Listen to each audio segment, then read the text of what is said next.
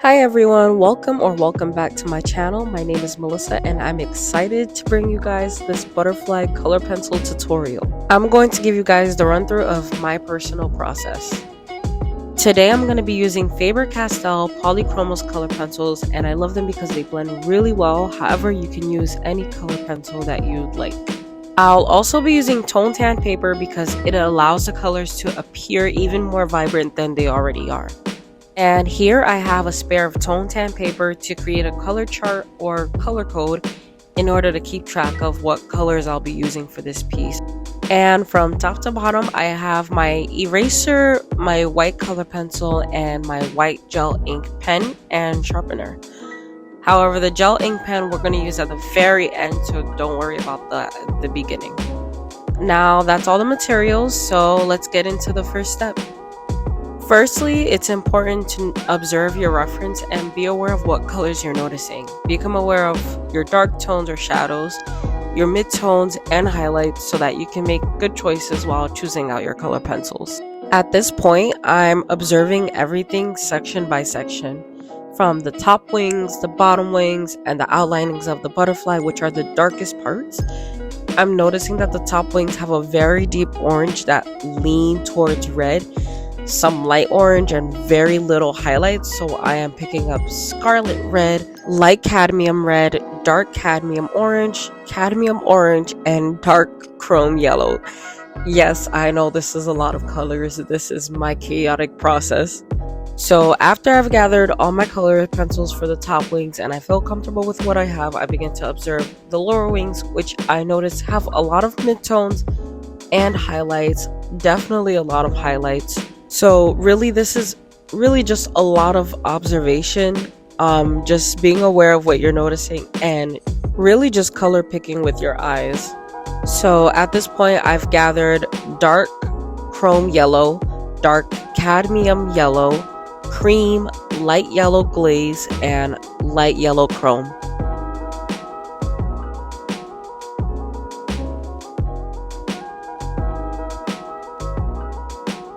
And now we're moving on to the darkest parts of the wings. So as I'm observing the outlinings of the wings, it does appear black, but what I'm really seeing, what's really standing out to me, is that I see blue, purple, violet. This is really standing out to me. So although I'm including black into my chart, I want that purple and blue to stand out the most. So collectively for the wings, I've gotten black, mauve, cobalt blue, and light red violet. And I did also end up picking up a warm gray, so you can include that if you'd like, but I also don't think it's that necessary. So I'm beginning to work with the body of the butterfly, and it's important to mention that when you're working with color pencils, you're layering. So I'm starting with gray, my lightest color in my dark section of the chart, and I'm lightly adding that layer because I am aware that I'm going to be adding more colors on top of that. I'm going to be adding more layers.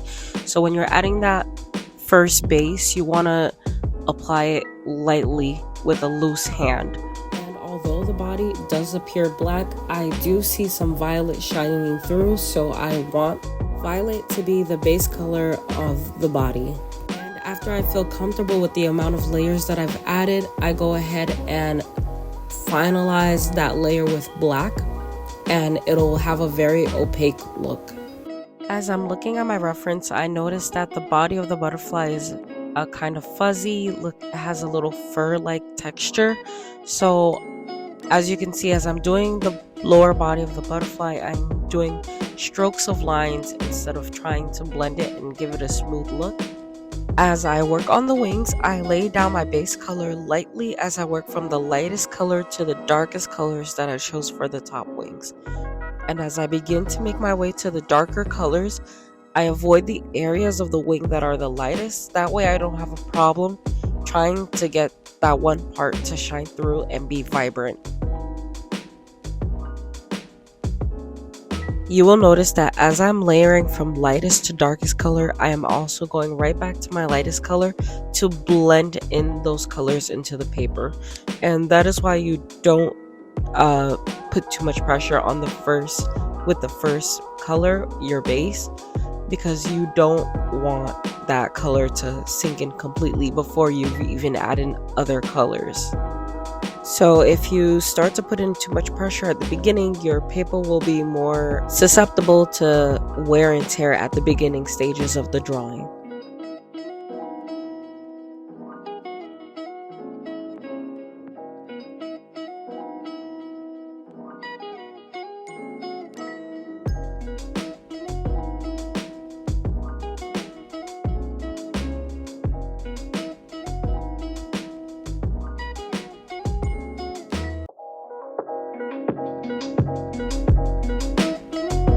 So at this point, you will notice that I have picked up a purple color pencil to fill in some parts of the orange section. And I do that because I prefer to use cool colors rather than a warm color to show those shadows within the wings, because it does add some depth and texture to it. I want you guys to notice how as I'm layering from my light midtones towards my deep orange red, I'm constantly going right back to that lighter midtone in order to blend it in, to smooth it out. Also, as I was observing the wings, I did notice that there are some little details of creases on the wings, if you can see. So I used the color mauve to show that crease while adding some highlights between those dark purple shadings of mauve. That way I can enhance the appearance of those little details of creases on the wings. That was a lot. I hope that makes sense for you guys. As we move on to the bottom wings, I'm basically repeating the same process as I did as the top wings, except I'm avoiding those deeper oranges and scarlet reds, because the bottom wings have more of yellow tones, creams, and like that yellow glaze. So we're gonna stick with those colors for the bottom wings. However, I did also add like some cadmium orange, as you'll see. And it's not really a 1, 2, 3 step kind of thing. You know, you kind of adjust accordingly, kind of like cooking. You know, you might add some salt to the soup, but maybe it's not enough, so you add more salt. Same thing with this. You might add some orange and you start blending and you're like, wait, I need a deeper orange on top of that, so you add it. Also, if you're fearing that you're not getting the results that you want right away, don't panic. Just keep making those little adjustments. You'll get there, as long as you haven't applied so much pressure in the beginning. Like, I need to emphasize that, because the paper has its limits of how much pressure it can take. I'm so sorry guys, because my camera happened to be off while I was recording the first part of the darkest part of the wings. But I used light red violet as a base, and I went over that with cobalt blue and also mauve, and I was just going back and forth between those colors before heading towards black, because like I said before, I want those cold colors to really pop out when I draw the wings, and I don't want it to be pure black, because I do see those colors popping up in the reference photo. And I did also use a cold gray in order to sink that black into the paper and blend those colors in, because it didn't appear as opaque as I wanted it to, so I felt like it needed another dark color on top of that. And you'll notice for some parts of the wings where I see the creases, I am avoiding very, very small areas in order for me to add highlights there and make those creases really appear, because of the contrast that will be in that section, if that makes sense. For some reason, this is way easier to do than to explain. Also, you notice how I have like some white spots around the butterfly, but that's not necessary, because initially I wanted to just use color pencils only, but I realized that it would have been like very, very tedious to just use white color pencil for the spots on the butterfly, and it just made more sense to use the white gel ink pen, because it'll also pop out more, like the white would be more vibrant than using the color pencil, because the dark purples and black and blue would have like overpowered it. So you don't have to make those spots. You can just go right in with your violet your cobalt blue, your mauve, and your black, and your cold gray, and then worry about those white spots after.